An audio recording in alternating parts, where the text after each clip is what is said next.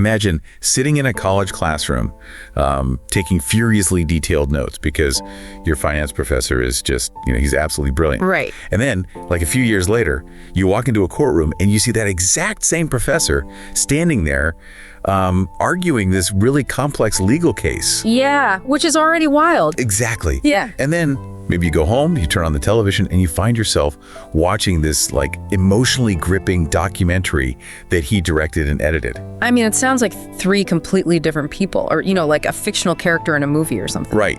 It really does. Yeah. But today, we're looking at a man who somehow managed to live, 3, maybe 4 lifetimes in a single span of years. Mm-hmm. We're doing a deep dive into the life and honestly, the incredibly profound legacy of Suryam Pagidipalli, who recently passed away on February 19, 2026. Yeah. And the mission for this deep dive, looking at this beautiful memorial document we received, is to trace how a person manages to build a life of that magnitude.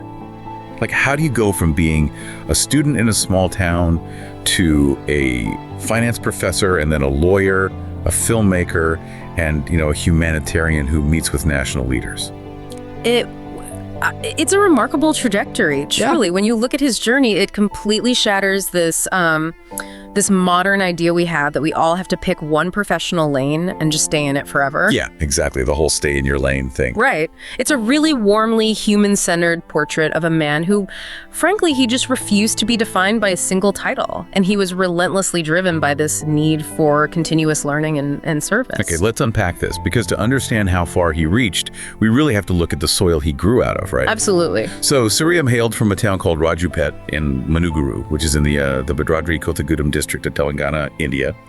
He was the beloved younger son of Sri Sundarao and Sumait Marthama. And looking at his early years, the first thing that just jumps right out of the text is this intense, almost insatiable appetite for education. Yeah, education was the absolute bedrock of his worldview. If you look at the timeline, between 2001 and 2006, he attended Kakatiya University, where he earned his Bachelor of Commerce. Right. And then he immediately, no break, he rolls right into a Master of Business Administration. And he didn't just casually pass these courses, he achieved first division in both, specializing in financial management. Yeah, which is a big deal. It is. For those who might not be familiar with that grading system, earning a first division essentially means graduating in that top tier of academic excellence. Right. It's often equivalent to like graduating with honors or distinction. Right. It requires, serious, sustained rigor over years. It does. It really does. But what is truly revealing about Suryam, I think, isn't just the high-level theoretical master's degree.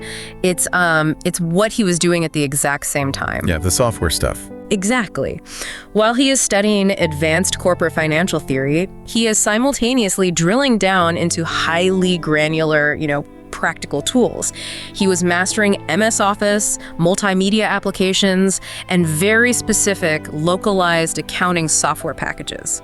Things like Tally, Wings, and Focus. Which I have to say, it feels like a strange mix, honestly. Oh, for sure. Because if you have an MBA in finance, aren't you usually aiming for, the executive suite? Mm-hmm. Why spend so much time learning the basic, everyday accounting software that a small local business would use to run its payroll? Because it shows an incredibly rare duality. In academia, there's often a bit of snobbery, frankly, where theoretical knowledge is prized over vocational skills. Oh, absolutely. But Suryam, he rejected that completely. He understood that the ivory tower of an MBA is great for understanding the economy, sure.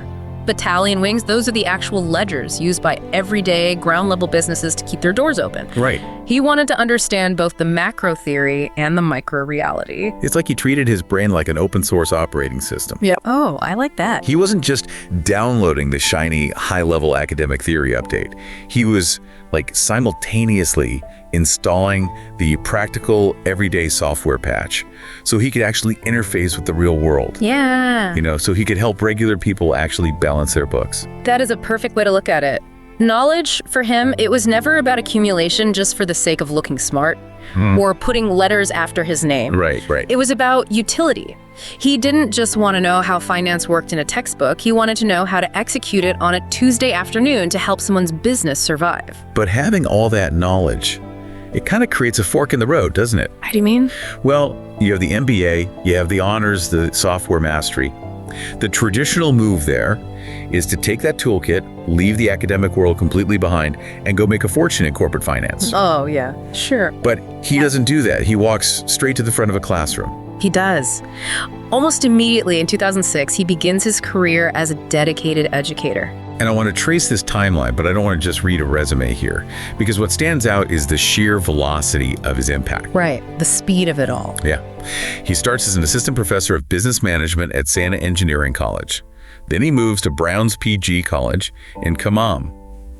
But by 2011, which is just 5 years after he starts teaching, he is already serving as the head of the Department of Business Management at Vijaya Engineering College. Wow. I mean, that is a massively accelerated timeline to reach department head. It speaks volumes, though, doesn't it, about his leadership and how deeply his students and his peers respected him, and his stamina is just incredible because over the next several years, he becomes an associate professor at Lakasha Group of Colleges, and he is guest lecturing literally everywhere. Sri Kavitha College. Exactly. Brown's College of Pharmacy, Srivi Degree College in Managuru. I mean, he is everywhere all at once. So I have to ask, why? Why teach? Yeah. Why stay in those classrooms for over a decade when the private sector was right there, probably offering a lot more money for someone with his specialized financial background? You know, I think it comes down to his core values. For Suryam, the classroom wasn't just an occupation. It wasn't just a paycheck. It was the front lines of youth development and community building. If we connect this to the bigger picture in the corporate world, if you are really good at your job, you build a company's bottom line. But in a classroom, if you are really good at your job, you are building the capacity of hundreds, eventually thousands of young minds. Oh, well. Yeah. You are shaping the very people who will go out and run those companies, lead those communities, and change the local economy. So he was multiplying his impact. Precisely. For a man so deeply rooted in his home state of Telangana, empowering the next generation offered a much, much higher return on investment than a corporate boardroom ever could. Okay, I totally follow that logic. That makes so much sense. Yeah. But here is where his story takes a turn that genuinely threw me off when I was reviewing his background. Because teaching business and finance, it eventually exposes a ceiling, doesn't it? It does, yes. You can teach a young person everything about financial literacy, how to manage money, how to run a business. But when they leave that classroom, they are stepping into a society governed by a vast, complex legal system. Right. And if that system is working against them, all the financial literacy in the world isn't going to save them. You hit the exact boundary of what a business education alone can solve. Right. At a certain point, you realize that to truly protect people, to truly advocate for them, you have to understand the law. And most people would maybe read a book about it. Right. Or consult a lawyer when they need one. But not Suryam. He pivots entirely. Yeah, he does. He decides to formally study law, eventually earning his LLB, his Bachelor of Laws, from Kakatiya University, while simultaneously, mind you, pursuing a Master of Commerce from Acharya Nagarjuna University. Which is an astonishing demonstration of adaptability and, frankly, humility. The humility is what gets me. Think about this for a second. You are the head of the department. You are an associate professor. When you walk into a room, you are the expert. Right, everyone looks to you. Yeah, exactly. Everyone looks to you for the answers. And you willingly choose to go back to being a freshman law student. Yeah. You go back to the bottom of a completely new professional ladder, taking exams, sitting in lectures, just so you can figure out how the legal system works. I mean, most people protect their status at all costs once they achieve it. That is the defining difference here. Suryam was entirely unconcerned with protecting his ego or his status. He was entirely concerned with expanding his ability to serve. Yeah. And we see how he synthesizes these skills immediately when he enters the legal profession as an advocate. Right, because he takes on the role of legal advisor to the Vishwa Humanity United International Royal Council. Right, which is an organization deeply focused on humanitarian and sustainable development initiatives. And imagine the unique value he brings to them. They didn't just get a lawyer. They got a lawyer who is also a Master of Commerce and Financial Management. Right, so he understands the actual on-the-ground financial realities of trying to build sustainable development projects. Exactly. He knows how the money flows, and now he has the legal tools to clear the path for it.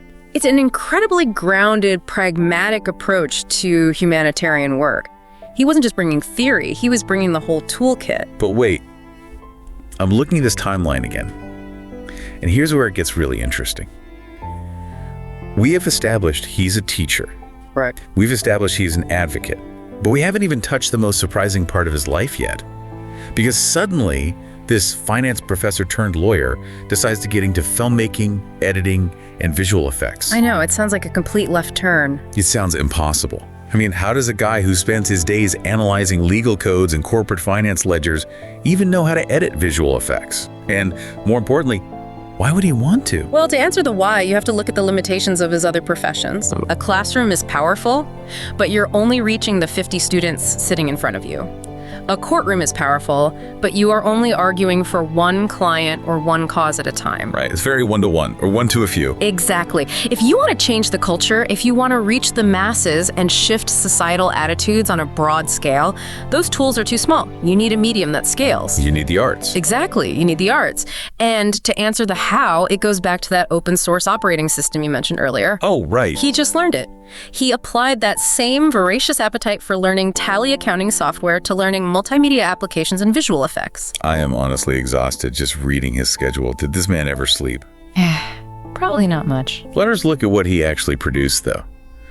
Because the titles of his projects tell you everything you need to know about his motivations. They really do. He works on projects like Rakta Danam, which translates to blood donation, Gunde Chapadu, which translates to the sound or beat of the heart, often dealing with deep emotional or medical realities. He makes a child rights documentary. He works on Swachh Bharat, focusing on the National Cleanliness and Sanitation Campaign. And titles like Bangaru Papa and Bangaru Telangana, meeting Golden Child and Golden Telangana, focusing on the cultural identity and prosperity of his home state. What becomes immediately clear looking at that list is that these are not frivolous entertainment projects. Not at all. He wasn't trying to be, a celebrity director, make popcorn movies. He was creating highly focused, socially responsible media. He built a creative megaphone. Yeah. He took the dense, heavy societal issues he was fighting for as a lawyer, and he translated them into a visual, emotional language that anyone could feel. You don't need a master's degree to understand a film about child rights. That's the beauty of it. The intersection of his identities here is fascinating. The teacher who clarifies, the lawyer who advocates, and the filmmaker who broadcasts, they are not different people. They are the exact same person, driven by the exact same moral compass. He could analyze a systemic problem with the precision of a legal scholar, explain it with the clarity of a veteran educator, and then broadcast it with the emotional resonance of an artist. That is just wow. And his involvement in the arts wasn't just behind a camera either. He was physically organizing the cultural community. He served as the vice president of Telangana Kala Parishad, which is a very significant cultural leadership role in that region. Right. It involves massive logistical coordination.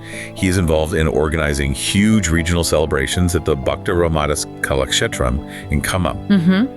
We were talking about the Telangana Dasara Sambaralu, the major festival of Dasara in 2017, the Sankranti Sandadi in 2018, celebrating the Harvest Festival. These are huge cultural touchstones. There. But the one that really stopped me in my tracks was his work on the Telangana Ugadi Puraskaralu in 2017. Ah, yes. Ugadi being the Telugu New Year, a time of renewal and major celebration. Yes, exactly. And typically at these big cultural award shows, you know how it goes, organizers hand out trophies to the most famous, wealthy people in the room just to get good press. Usually. But that's not what Suryam did. The records specifically note that this program was deeply meaningful because it recognized and honored underprivileged artists. It's a beautifully subversive thing to do, isn't it? It really is. He used the biggest, most joyous stage of the year to hand the microphone over to the people who had all the talent in the world, but lacked the resources or the spotlight. And it ties right back to his identity as an educator, doesn't it? Elevating those who need guidance and support. He was actively preserving Telangana's rich cultural heritage, but he was simultaneously engineering a more inclusive, equitable community within that heritage. Yeah. And when you are that deeply embedded in a community, when you are teaching its youth, representing its citizens in court, and organizing its cultural heartbeat, you simply cannot ignore it when that community is in crisis. Right. Which brings us to his broader humanitarian work. Yeah, this is the era where his localized empathy begins to really scale up to a national and even a global level. Case in point, the Safe Farmer campaign in 2018. Yeah. You know, it is one thing to post about agricultural struggles on social media or write a strongly worded article. Sure.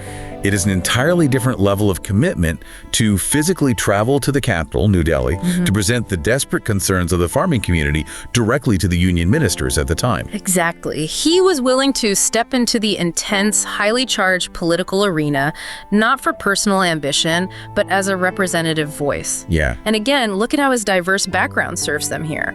He uses an advocate's ability to argue a persuasive case, combined with an educator's ability to present complex economic facts clearly, to fight for farmers' livelihoods at the highest levels of the Indian government. And his empathy wasn't restricted by state lines either. That same year, 2018, the state of Kerala experienced absolutely devastating historic floods. I remember that, yes. Suryam participated in the All for Kerala campaign, showing profound solidarity. The records even highlight his interaction with Kerala's then chief minister, showcasing this incredible spirit of cross-border unity. Because when disaster strikes, a true humanitarian doesn't check a map to see if it's their problem.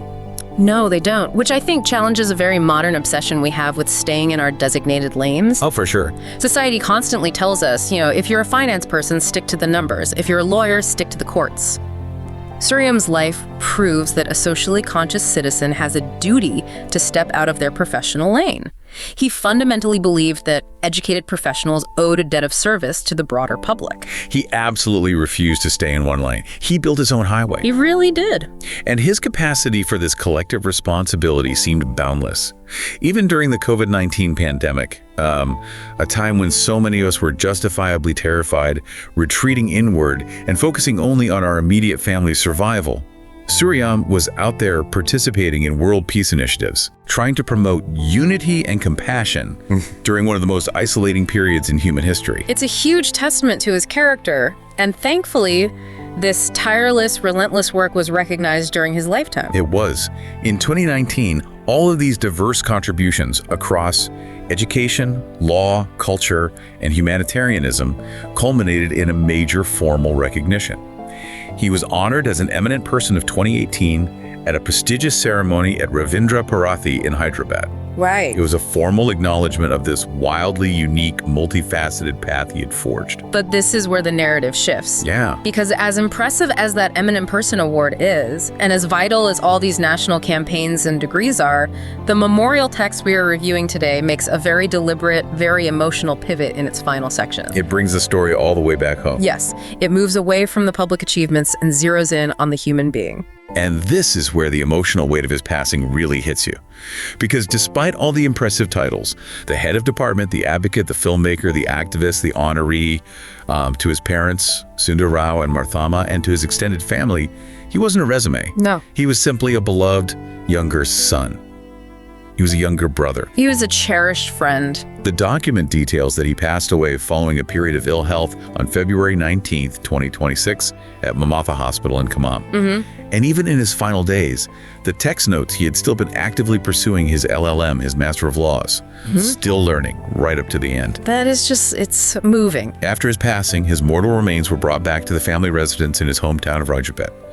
And the gathering there was immense. Relatives, friends, former students, and well-wishers all converged to pay their final respects before he was laid to rest on February 20. It brought profound sorrow to a vast network of people. Because when a person lives a life that interconnected, touching so many different spheres of society, their absence leaves a massive echoing void. So as we look at this entire incredible tapestry, what are we meant to take away? Wow. I mean, we've traced a journey from a young man studying commerce in Kakatiya University to a legal advocate fighting for farmers in New Delhi to a filmmaker giving a voice to underprivileged artists.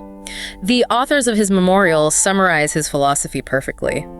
They wrote that a teacher serves by educating, a lawyer serves by engaging with justice, a filmmaker serves by communicating ideas, a cultural worker serves by preserving heritage, and a social contributor serves by standing with communities. Wow. Suryam didn't choose between these paths. He embodied all of them. He was all of them at once. But, as we wrap up this deep dive, there is one specific line from the text that I can't stop thinking about. Which one? Well, after chronicling all the degrees, the high-profile meetings with chief ministers, the awards in Hyderabad, the authors wrote something incredibly profound about the true nature of legacy and grief. Oh yes, I know the line. They wrote, "The deepest memories are often found in ordinary moments, family conversations, shared experiences, celebrations, difficulties, laughter, and companionship." It is such a powerful recentering of what actually matters at the end of the day. It suggests that while his professional legacy lives on in the thousands of students he taught, the legal cases he fought, and the films he made, his truest legacy resides in the quiet, undocumented moments he shared with the people who loved him. We just spent this entire deep dive completely amazed by Suryam's public impact and his relentless professional drive. But the very document honoring that massive public drive reminds us that the profound loss his family feels isn't for the advocate or the professor. No. It's for the son. It's for the brother. It's just a humbling reminder. The public work is vital, the advocacy is necessary, but it should never eclipse our human connections. Absolutely. So I want to leave you, our listener, with this thought today. As you navigate your own life, as you pursue your own degrees, as you chase your own professional milestones, and as you strive to make your own impact on the world, however you define that, are you remembering to cultivate those ordinary moments? Because if the extraordinary multi-layered life of Suryam Pagidipalli teaches us anything, it is that while our relentless work in public service may change the world, it is the quiet laughter, the family conversations, and the simple companionship that will ultimately form our most enduring legacy.